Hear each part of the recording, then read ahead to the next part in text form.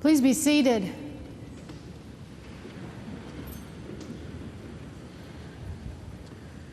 Now, y'all know Euodia and Syntyche, those two women from the second lesson. Euodia and Syntyche are two women who, like other biblical names, you don't hear a lot of people named after them. And I think it's because we know who they are in the church. They're the people that are bickering on the side.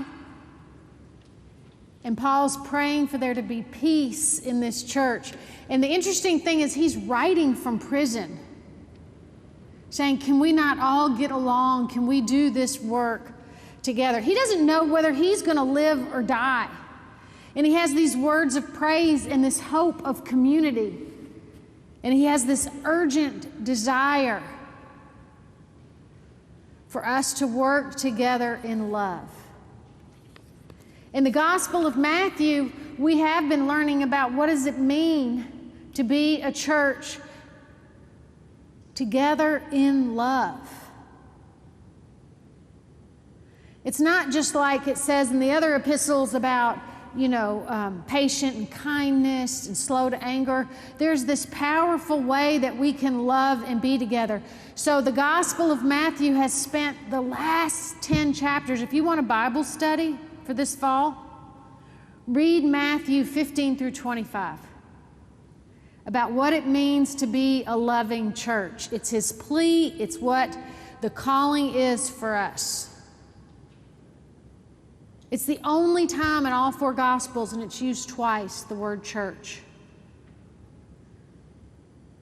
Let's don't be like Euodia and Syntyche. Be of the same mind in the Lord. Help them, for they have struggled in this work of the gospel to be loving and kind and compassionate. Matthew starts off and he says in the beginning, like the 18th chapter, if we are going to be church with love that is a powerful force for change, we have to be humble.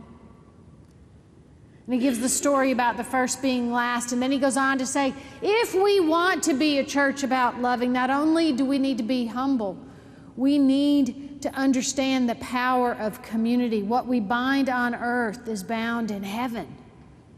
And when 2 or 3 are gathered, Jesus is here with us. If we want to be a loving church, he goes on to say, we have to forgive each other. 70 times 7 times.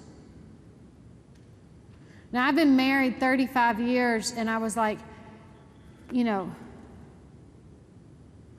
think I'm around 745, 746 times I have forgiven my husband. That's what I last count. But then I realized that whatever that count is, he's done that one more. And that's how we keep being in love together.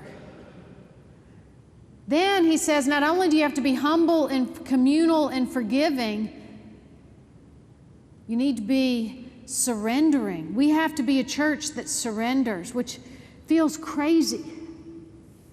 But surrendering is this idea that not of giving in and giving up, but the idea of giving our whole selves. You put your whole self in. Leave nothing back. That is how we are going to be able to stand up and resist evil, to do what is good, to love what is true, honorable, just, and pure, and pleasing, and commendable. It's through this idea of not holding part of ourselves back. Then he says you have to be fruitful. If you want to be church in love, you have to produce good fruits. And then finally this week, we have to be hospitable. We have to be this welcoming to everybody that comes in a powerful and appropriate and beautiful way. Now, I come from a community called Thistle Farms in Nashville, Tennessee, started 26 years ago. I was an ordained Episcopal priest, and I thought, what, it'd be fun to open up a house and invite 5 women in. and do it exactly as I would like it to be done for me if I was coming off the streets or out of prison. Pay nothing, have it be beautiful, have no authority over me. A lot of us who have a history of sexual abuse, especially from childhood, we know that authority is one of our biggest triggers. So if we want to be community, we have to go back to the old Benedictine model and be really hospitable and welcoming, where the guest is the most honored person in the room. So he opened up a house and it did really well.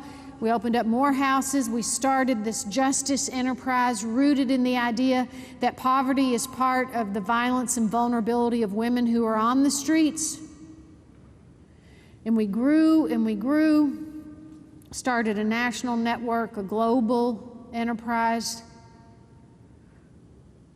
working with about 1,400 women across the world who are both artisans and survivors doing amazing work. And we knew that if we wanted to be about real hospitality, that we had to offer love in a way that felt appropriate and good. I could stand up here and tell you 100 stories about all the successes of that, about the successes of the model, the great work we've done. But honestly, what's sticking out in the gospel to me is the story of the poor guy who didn't have on the right outfit. That's the heartbreaking part. And I told BJ, who's been, honestly, you've been so amazing and welcoming, that I just wanted to skip that part. And I wanted to just say that was part of the redaction. Somebody else wrote that, probably some mean church elders.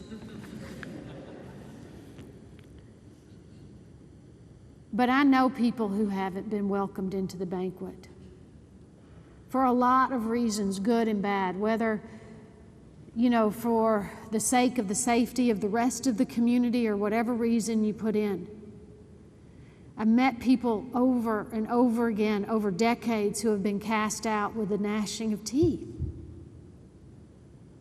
And so in this spirit of wanting to be church and wanting us to come together and say we are inclusive and welcoming, and we go out to the streets and this is the feast, and whatever makes us want to hold back, don't hold back, whether it's your fear or shame or any of those things, that this is a safe place for us to feast together.